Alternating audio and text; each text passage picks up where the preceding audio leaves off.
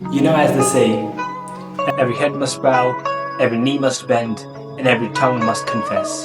Now, before you go and attack me in the comments and say something like I'm a Joe Bart hater or something, I just used him as an example in the thumbnail, okay? You kind of got clickbait, but you kind of didn't. Just give me 2 seconds, I'll explain everything. What I was trying to say in the thumbnail and in the title is that all of us, you and me, we are all enslaved to something, you know? This thing could be different for you, it could be different for me. And most of the times it's something very minute and very, insignificant that we don't even think about. But we are genuinely like captivated by this thing. And one of the most funniest example of this are YouTubers and streamers and social media influencers as a whole. And I was just thinking about this for a second, and I'm actually a Joe Bart fan, I would say, and I'm getting a lot of videos of his nowadays on my YouTube page. And I just every time I saw his face in a thumbnail, I mean, just look at the thumbnails he makes.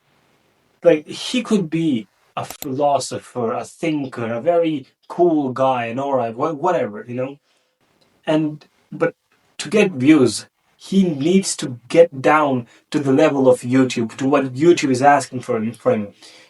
If he's playing a horror movie, he needs to make that face. He just has to. He's enslaved by the thumbnail. Like he has to do it. Like if he's watching something interesting, he has to do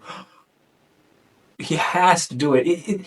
He could have the biggest ego. I'm not saying that he has the biggest ego. There are some other YouTubers with a bigger ego, but for you to just make stuff like this, you have an ego. You have everything you've got. Like Mr. Beast is a good example. Like he, 500 million subscribers, this and that, rich, whatever. At the end of the day, when he needs to get views, he needs to make those faces. He's enslaved by it. He's kind of just, he's kind of forced into this. And it's just it's such a stupid thing, isn't it? It's a photo. It's a photo on a video.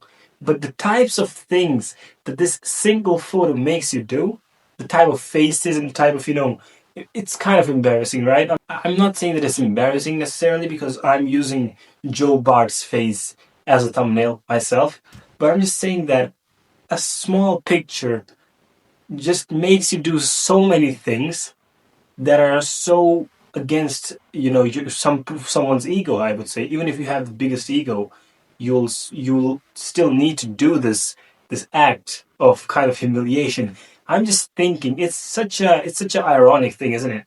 Like you could be rich, you could have the biggest ego, but then when it comes to a photo, you have to get down on YouTube's level, on that photo's level, to make that. It's kind of like it's really ironic. I mean, it's like it brings into question the freedom of humanity, in my opinion.